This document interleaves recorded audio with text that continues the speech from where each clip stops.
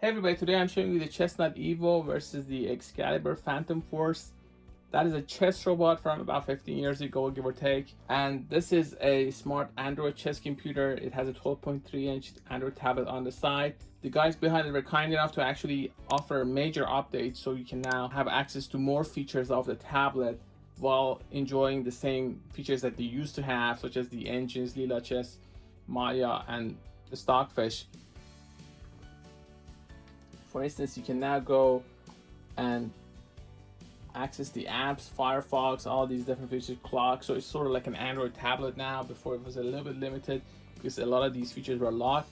Whereas with this latest update, it's even more open. For this video, I'm going to use Maya, which is 1900 rated on this machine, and versus that one, which doesn't have the strongest engine, but it should be roughly equal, I would say.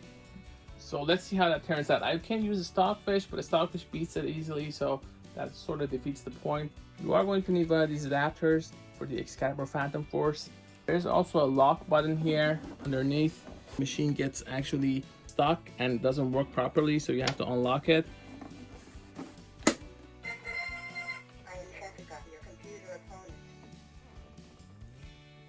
While these are magnetic, the magnet is not powerful enough to hold these pieces together. Unlike other chess robots that I've covered, this one actually doesn't go through to center the pieces, so you want to make sure that it's actually centered already. That way, in the middle of the game, you're not going to have issues with the pieces actually moving all over the place. Also, it's been a long time I've used this, so there's always a chance that it could get stuck. Let's hope not, but we'll see. To select level, you have to press this, and that lets you go through different settings, and then you go clear, and then that way you can actually get out of the level menu. To level, you got beginner, you got mate 1, you got fixed time, you got that. All these different features are available. For this, I'm using 15 seconds per move.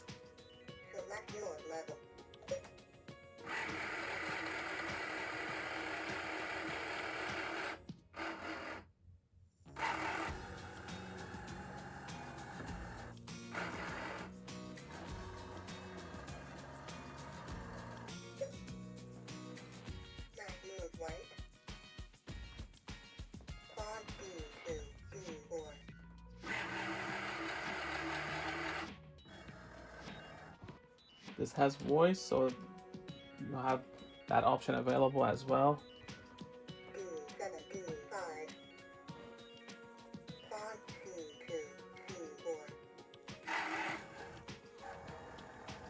C7, C6.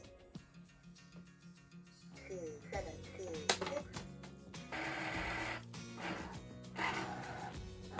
G8, F6.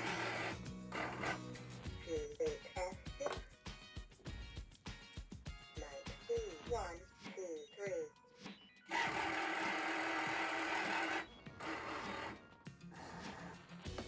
C8, F5.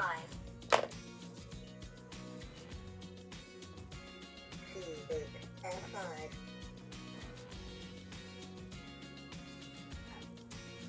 E7, E6. E7, E6. So that's going to take about 15 seconds on average per move. C1, F4.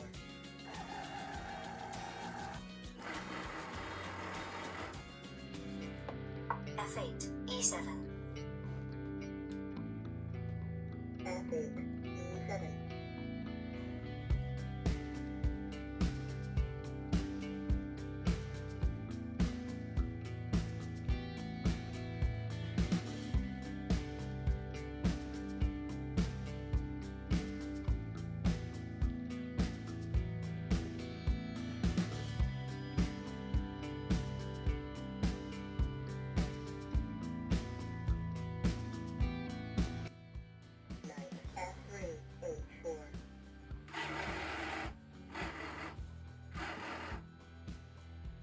So I see that the evaluation here is negative now.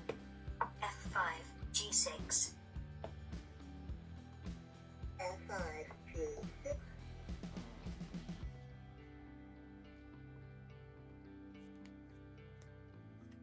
Knight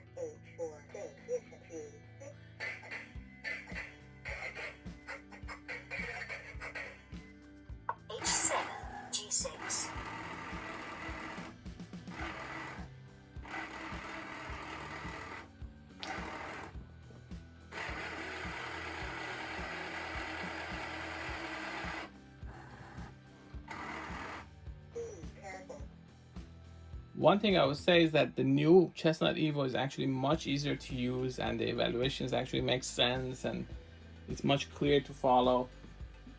There's not a major difference between this one and the previous interface, but just you can see the improvements. So if you have one, I suggest you upgrade immediately to take advantage of these new features. H7, G6, B2,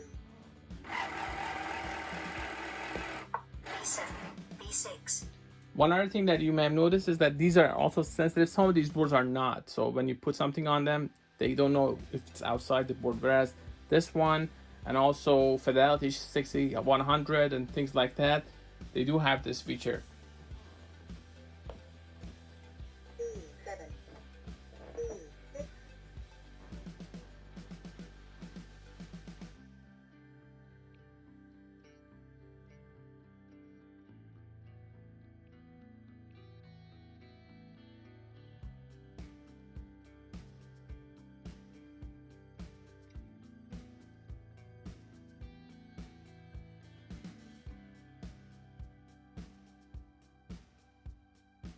There's a sound button here that you can use to change sound settings. So some people find the audio here annoying, for instance. I do as well, but I just left it on to demonstrate what sounds it's gonna make.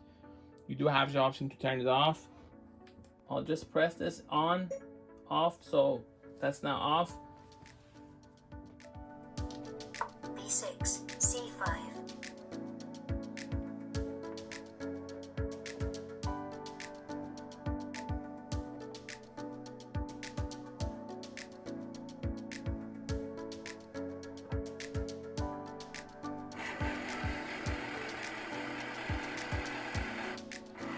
So you see, it's not actually making any noises.